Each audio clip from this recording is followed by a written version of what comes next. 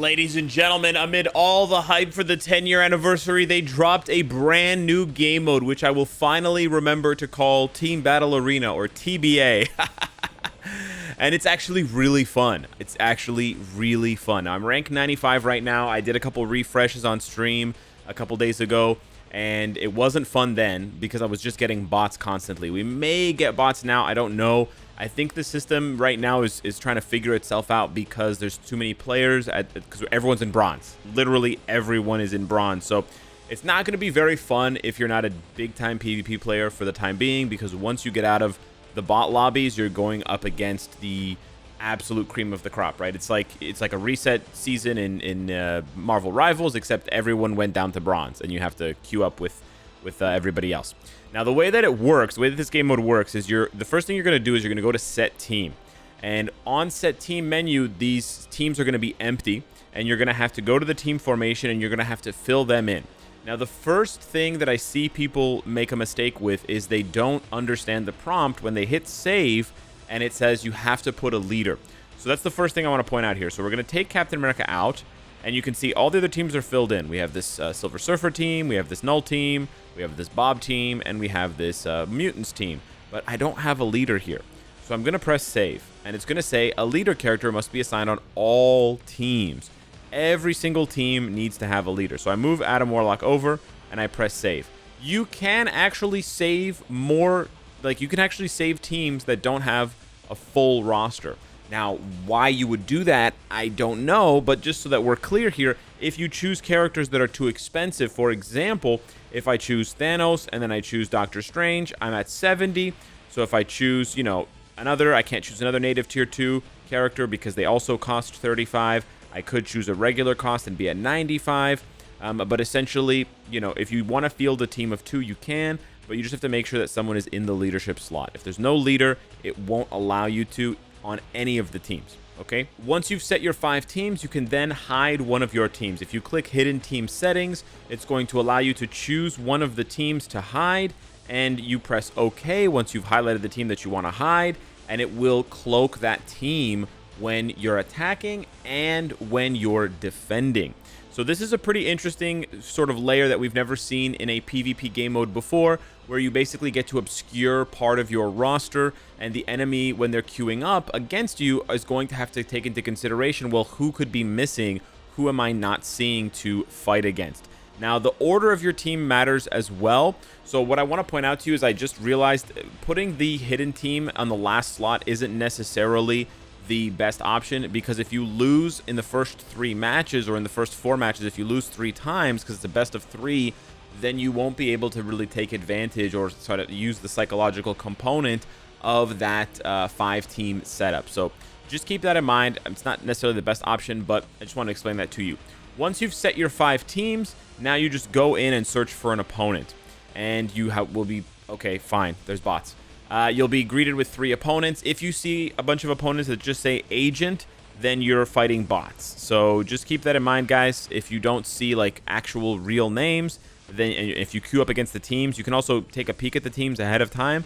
But if you're not seeing teams that are real players' names and it's just agent blah blah blah, then they're going to be bots.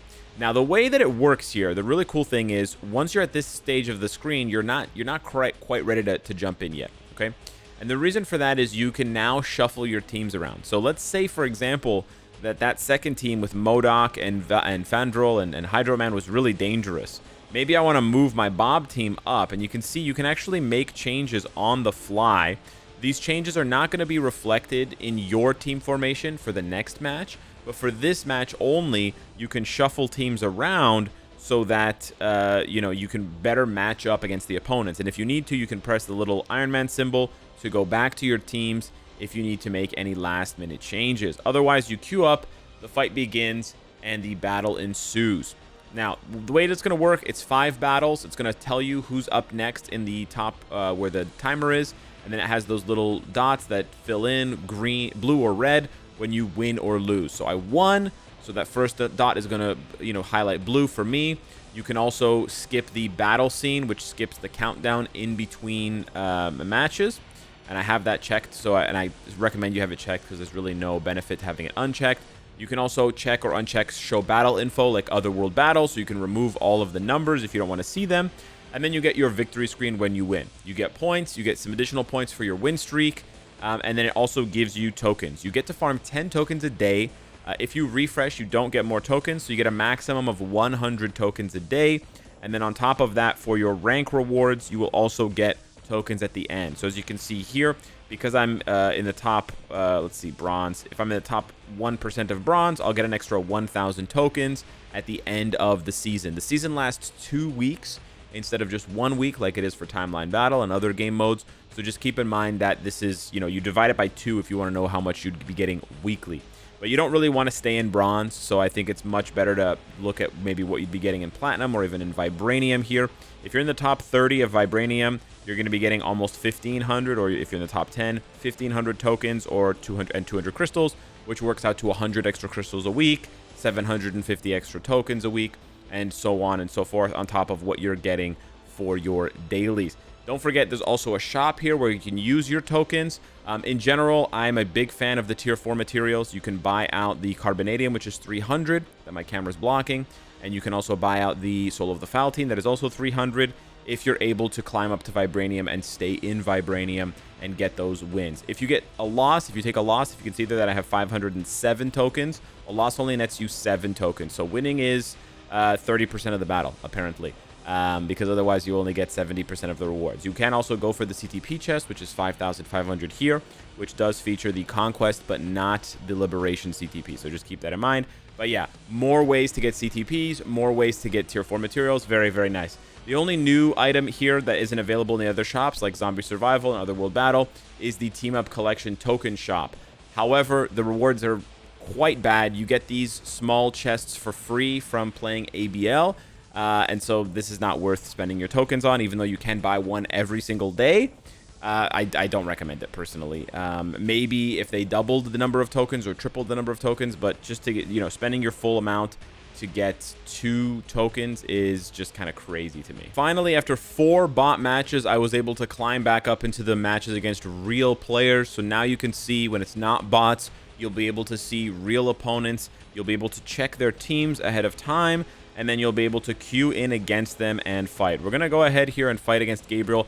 I have to say, though, I think this is a really cool screen, as minimal as it is, because you see their icons. I just think that looks so sick to just watch the icons, repeat over and over again. I think that's absolutely dope. So we're going to hit challenge here. Now, again, we're on this screen. We can go ahead and tailor our team. So, for example, my Bob has Hela.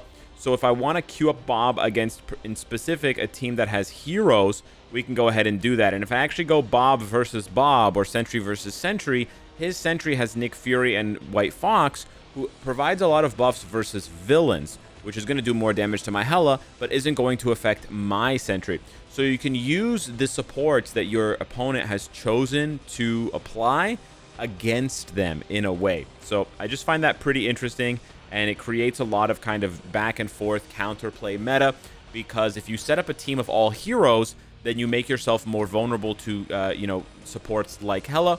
And again, on the other side of the things, if you set up a team full of villains, then you make yourself much more vulnerable to hero supports, even ones that are traditionally not used for PvP, like White Fox. White Fox doesn't see a lot of play in PvP on a smaller micro level, but when you have this situation where you can pick and choose when to use her and where to use her, she can actually be tremendously effective, because she can allow Sentry to punch up against teams that he would otherwise not be able to clear. And actually, it looks like that's exactly what's happening. Despite the fact that a bunch of the... Oh, it almost happened. Jeez. I was going to say, not all of White Fox's buffs are just to do damage to heroes. It's also ignore dodge. It's also chain hit damage. And all of those things obviously matter and make, Sentry deal more damage. Now, we're able to get the win there. Let's try against a couple of other teams here and see what we can do, how far we can climb. We're rank 12 right now. Another really cool feature about this game mode is it shows you your defense. So people will attack you with the teams that you've set. And you can actually see here 9 hours ago, Artemis defeated me. And then 4 hours ago, Hunter tried but failed. And you can see my points fluctuating, as it goes along, from getting attacked or defeated and losing points or gaining points. And from what I've tested, attacking opponents that have higher points, so there's more of a gap, it does matter, but it doesn't matter a lot. So I would say if you want to rank up really fast and the quality of opponent doesn't really matter to you, you think you're going to win no matter what, then I would say, you know, go for that middle opponent, for example, who has a much higher score, 3385. You know, he's almost, he's top 6, right? He's really, really high. If I wanted to get the most amount of points. But then again, this is going to be a much more difficult opponent than maybe somebody else on this roster here. But we're going to go ahead and fight Marbro. We're going to see what we can do. We've got Deadpool with Magic and Apocalypse. So pretty interesting meta team there for the mutants. I like mutants versus mutants. I think that's pretty fun. I also think Null can you know, put the hurt on that team. We've got this Adam Warlock Wong Dr. Doom team, which is pretty interesting. I'm not exactly sure how I want to play this. I kind of want to bring Carnage up to take care of Deadpool, and I think Silver Surfer can handle the rest. I think I want to use Bob against Adam, and I don't really take Dr. Doom as a threat, I'll be honest. His Cloak team is definitely Null, so I want to match his Null with mine to try to get the W. You can play it multiple ways. Like, there isn't necessarily a better way to play it, but I'm going to queue up it like this and see if this works. There's so many things you can say. There's so much thought, you know, the thought process that go into that scene just there where I was trying to calculate, because you're trying to calculate the win-loss, right? You're sort of like simming in your mind what you think is going to happen when your team faces off against the other team. And this is what I find so fascinating about this game mode, because you basically see in real time, was my prediction correct? And right now, I'm actually not sure. Oh, this is going to be a really close one. Wow. That was like 1%. I just find this so interesting. It's sort of like, you know what it is? It's like choosing chess pieces to move, choosing a bunch of chess pieces to move, and then watching what happens and seeing if your chess piece moves were the correct moves or not. It sort of feels like an auto battler in some ways. Now, of course, you have to have strong PvP characters. That's a big, big thing here.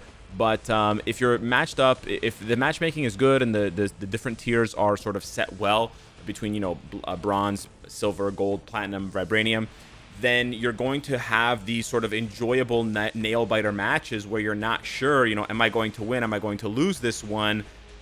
Based on these sort of like predictions you've made. So I find this super fascinating. I think this is so much fun. It's definitely going to require more investment into PvP. So I think if you're looking at this game mode and you're saying, well, this is not for me, I haven't invested any in PvP, I would definitely still play the game mode. You know, free-to-play Olden Gray, shout him out, he's always fantastic. He was saying even for brand new accounts, you know, jumping into Otherworld Battle is worth it. You know, you get to get some experience with PvP, you get to understand a little bit about, you know, these characters are good, these characters are strong, or these characters are weak. You can see, you know, which characters are more consistent or which ones have a high variability and volatility of their performance. And then you still get rewards. You still do get rewards. So I want to caution the players who are like, you know, just completely shutting it off. Oh, it's PvP. I can't do it. Give it a try. Give it a try. I think it might grow on you, and the result can be something that's, I think, is so fun. I actually think this is super duper novel. Now, okay, I'm gonna fight Video Dead because he's in my alliance. I gotta do it. I gotta do it for the bro. His team here, pretty interesting. I've heard Black Widow is good for this game mode. I kind of want to see Bob versus Bob. I kind of really want to see that, and I also kind of really want to see Null versus Null. So I think I'm going to mirror match him on the first two teams just for fun. Now, he's got Deadpool there on a very weak team for round 4 because it's basically just Deadpool.